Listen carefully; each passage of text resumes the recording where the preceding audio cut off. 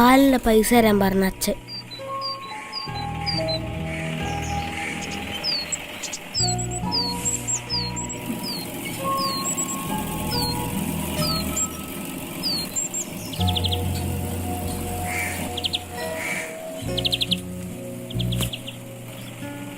കൃഷ്ണേട്ടാ, തൊഴിൽ വാർത്തേന് ഇടണ്ട കേട്ടോ.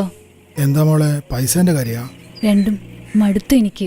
അങ്ങനെ പറയല്ല മോളെ, ഒരുപാട് കഷ്ടപ്പെട്ടില്ലേ അച്ഛൻ മക്കളെ പഠിപ്പിച്ചത്. അത് മറക്കരുത്. നിങ്ങൾ രണ്ടാളൊരു വഴിക്കാലേ അച്ഛൻ്റെ ആത്മാവിന് ശാന്തി കിട്ടും.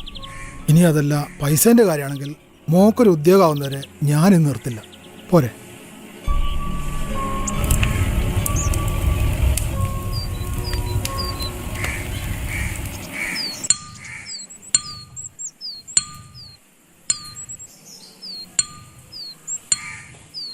നീ ഇതുവരെ റെഡിയില്ലേ? 10 മണിക്ക് അവരും എത്തൂ.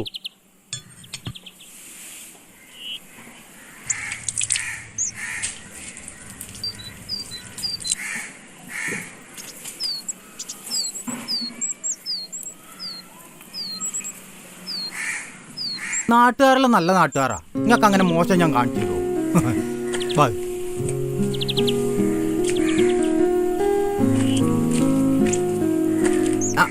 നമസ്കാരമുണ്ടേ. ഹലോ. ഇതാണ് ചെക്കൻ്റെ കാരണം.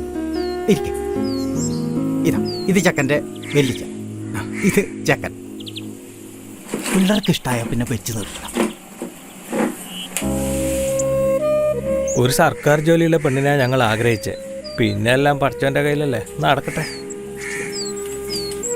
എന്നാ പിന്നെ നമുക്ക് പെണ്ണിനെ വിളിക്കാം. ഓളെ ഗോപിക,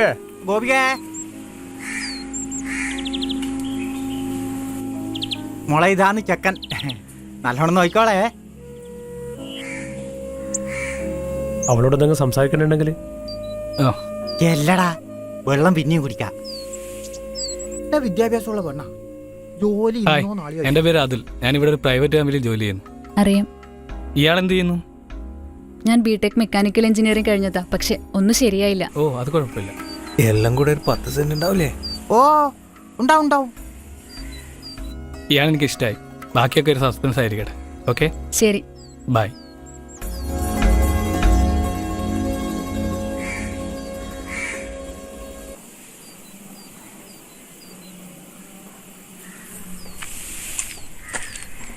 നിങ്ങളങ്ങോട്ട് നടക്കേ, ഞാൻ ഇപ്പൊ വരാം. വണ്ടിക്കൂലി ഇങ്ങോട്ട് എന്തെങ്കിലും താടേ. ഗോപി. ഓ, നീ പണിക്കൊന്നും പോയില്ലല്ലോ, ഞാനത് മറന്നുപോയി. എന്നാ ശരി. ഇതെങ്കിലും ഒന്ന് നടന്നു കിട്ടിയാൽ മതിയേനു.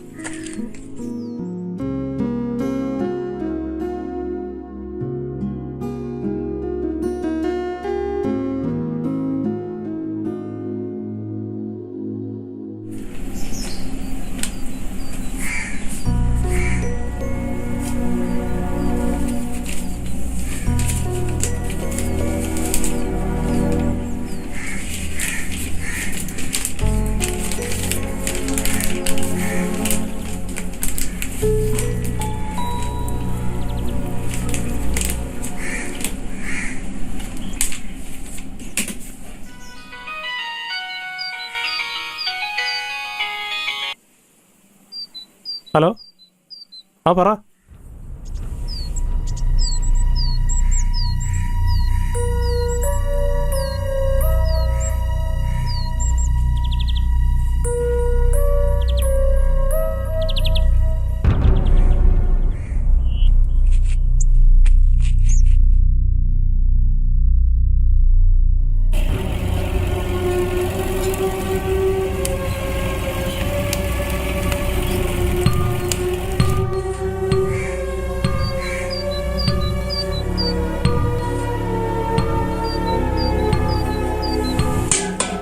നിർത്തടി മനുഷ്യനെ പ്രാന്താക്കാൻ.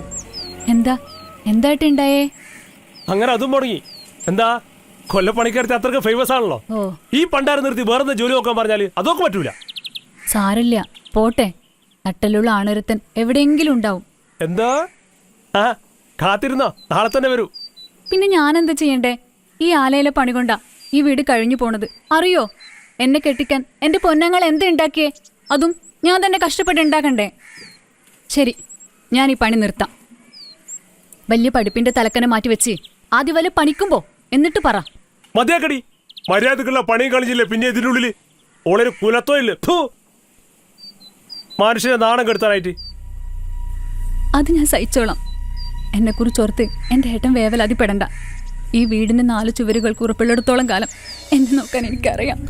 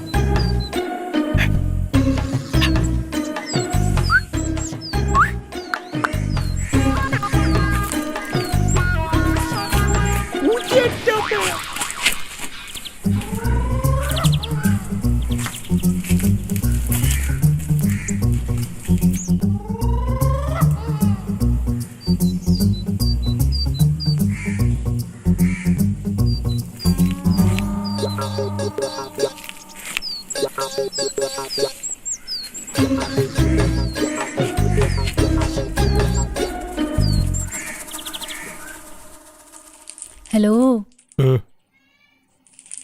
നീ വന്നോ? എന്താ വലിയ സന്തോഷത്തിലാണല്ലോ? ഇതൊന്ന് വായിച്ചു നോക്ക്. എന്താ? വായിച്ചു നോക്കേട്ടാ.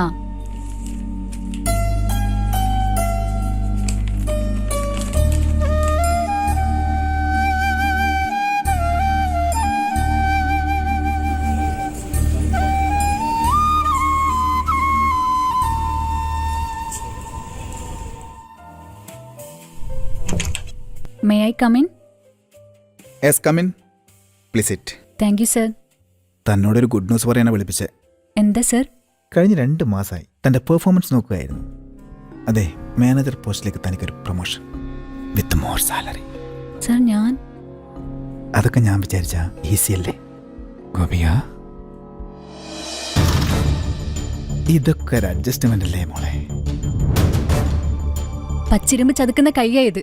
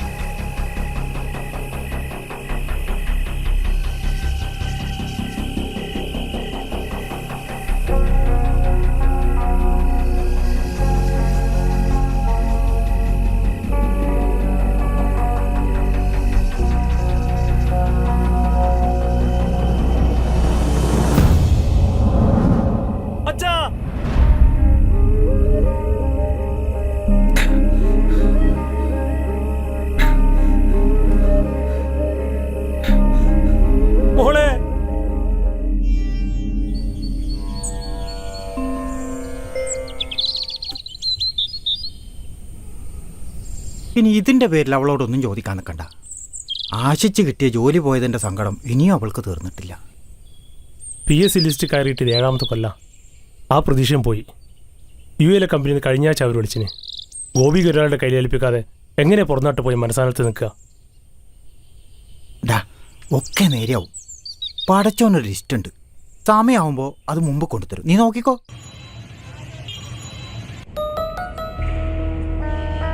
കോഴ്സ് കഴിഞ്ഞ് 5 വർഷമായിട്ട് ഇതൊരൊന്നും ശരിയായില്ലേ? ഒന്നും ശരിയായില്ല.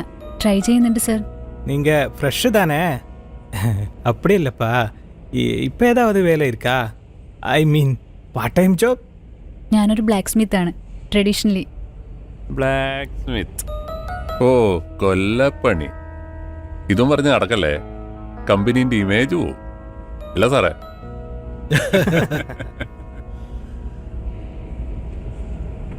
ശരി, വിളിക്കാം. ഒരു തുക ബോണ്ട് ആവശ്യപ്പെടും. താല്പര്യമുണ്ടെങ്കിൽ വരാം.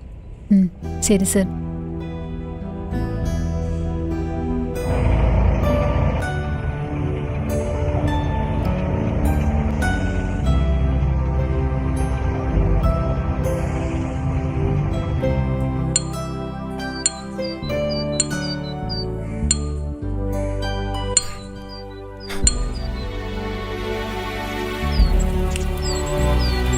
ആ നീ വന്നാ?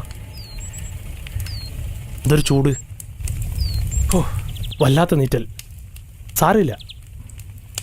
മറ്റുള്ളവരുടെ ആധാരം പറ്റി കുത്തുവാക്കൾ കേട്ട് ജീവിക്കുമ്പോൾ ഉള്ളിലുണ്ടാകുന്നൊരു നീറ്റലുണ്ടല്ലോ, അതിനേക്കാൾ എത്ര ഭേദ ഇത്.